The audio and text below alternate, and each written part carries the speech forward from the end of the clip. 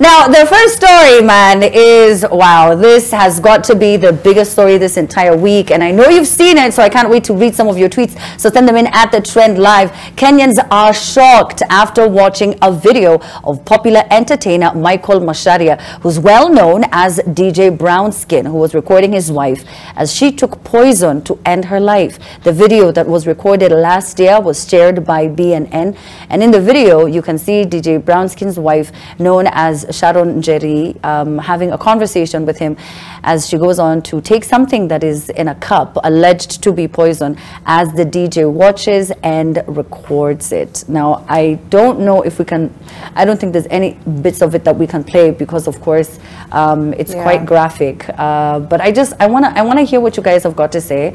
Mato, it was na Cindy. I think unajua kwa nini nataka kwanza na wewe Mato, because maybe you can give us a different perspective. You know, there were guys who were arguing, saying that apana, sometimes these girls get crazy, and if you've ever met a toxic woman, she can try pin something on you, so you record just to, you know, to keep yourself safe, since you will be the prime suspect when people are investigating. So it's just, I want to hear what your thoughts are. In all honesty, the opinions, again, yes, opinions on this are quite varied, very, very varied, and we are only, you know, basing most of our conclusions, and for a lot of people, resting their emotions on what they saw happening in the video. There is a lot of backstory to it, which at the point at which the video is being taken does not matter for a lot of people, because what is happening is what you're basing, you know, a lot of people are basing their judgment on. There's only so much I can say without being demonized from one side to the other, because it shouldn't, at this point, it's not an issue of taking sides, because it's either, am I taking side with DJ Brownskin for recording and not stopping the wife?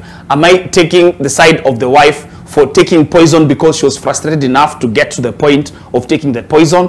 Like, whose side? There should be no side in this case. That's true. Bottom line is, somebody was frustrated and depressed. Somebody took poison. Somebody did not feel at that point the need to stop them from doing it, for whatever reasons that got the lady to that position, for whatever reasons that got the man to that position. From the point at which we are watching it, it is horrific, it is gruesome, it is horrible and terrible. Cindy, I have a question for you. Now, I know that the intention, I think, from the friend, the intention was to, you know, try and seek justice for her friend, who was frustrated to the point that she saw the only option she had was taking her own life.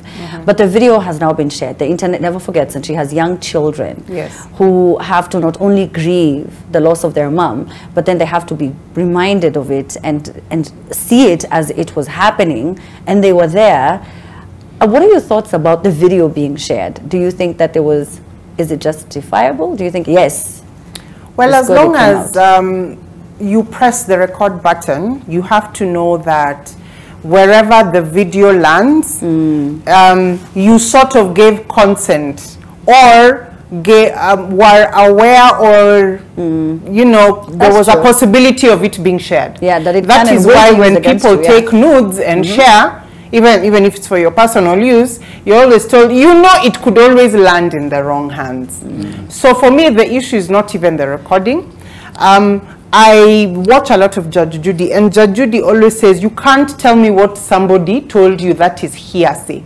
A lot of what is going on social media about Sharon's alleged side of the story is hearsay. And then DJ Brownskin came up with his side of the story, but it is in the balance of scales, we can't take his word for face value, because Sharon is not here to defend, deny, or accept.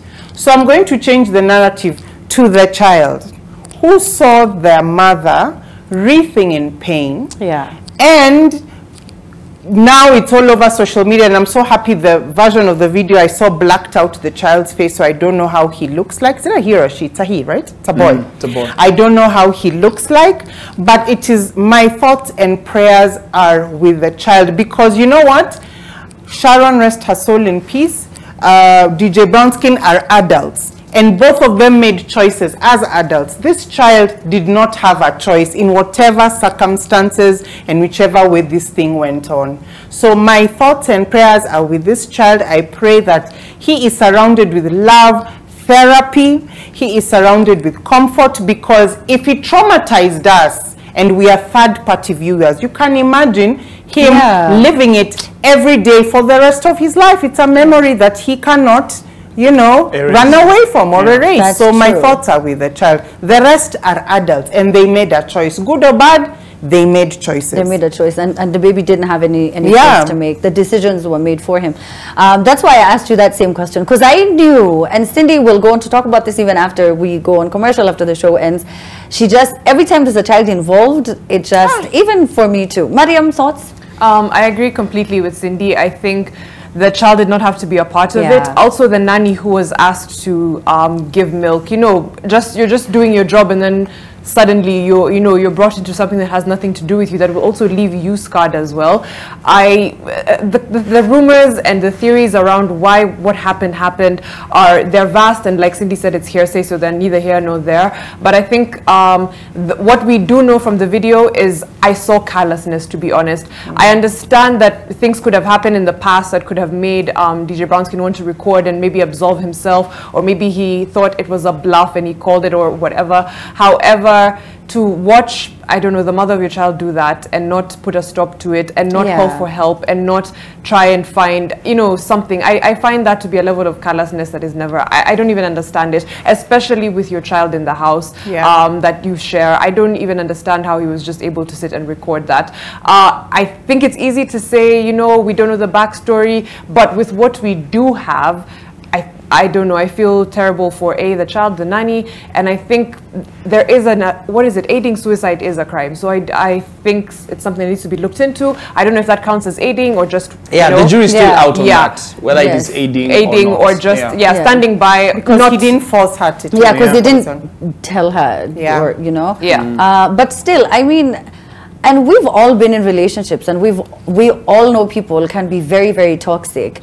But no matter how many times they would try to take their lives, even if it's just to absolve yourself, Mariam, as you've said, then you call for help. You call the mom, you call the dad, you call the best friend, there's someone you can call, a close cousin, and you tell them, please come and take so-and-so, because they want to take their own life. And mental illness is something that is discussed widely now, at least. It's better than before. Actually, now that you say that, I mean, I've heard psychiatrists give the best advice that should you have a partner who's threatening suicide, and you are afraid either it's being used as manipulation or you're not sure, the best thing is to call them and tell them, I've called an ambulance, I've called so someone is on the way, and etc. etc. It does absolve you, but in the event that they were going to go through with it, it also makes sure that they're hopefully taken care of. You know, Amina, there are so many, it's interesting how many stories have come up after this of men who are saying, I have been in this situation where a chick is telling me, if you leave me, I will kill myself. Emotional and blackmail. It's even worse, I will kill the kids and kill myself. So it's also bringing up a new conversation as to when enough is enough, what is a healthy relationship, and like, you know, Mariam has rightfully said, mental health. We need to talk about. We need to talk about our emotional quotient and our emotional intelligence, and are we the right people to even be in relationships, and how we can fix that gap, because a lot of this stuff is coming up. And again, despite whatever the intentions were for this video to be released, nobody is better in that video. Like, we don't have men saying, yeah, we are winning this fight because of this, or women saying, yeah, we are winning this. No, it's a loss for everybody, especially the child. Especially the child, because the child didn't ask. The child had no choice, the adults did. Yes. Well, we say pole sana to the family who are clearly still grieving, and the fact that now this has become a national debate does not make it any easier. If you know anyone who is struggling with just being alive and they are depressed, they suffer from anxiety, they have told you once or twice that they want to take their life, please take it seriously. Try, get them help. There's so many different centers and different people who can help you. Please do call these people. okay, because it's getting really tough. And I remember a young man who I used to work with called Alex at Capital FM had told me several times that he had tried to take his life, and I tried to assist him, and I left. And however, he still took his life. So this is something very real. Please try get people help. So Sharon, I hope to, sorry to Sharon's family, may her soul rest in peace. Please tell me what you think at The Trend Live. We take a quick break. We'll be back with more.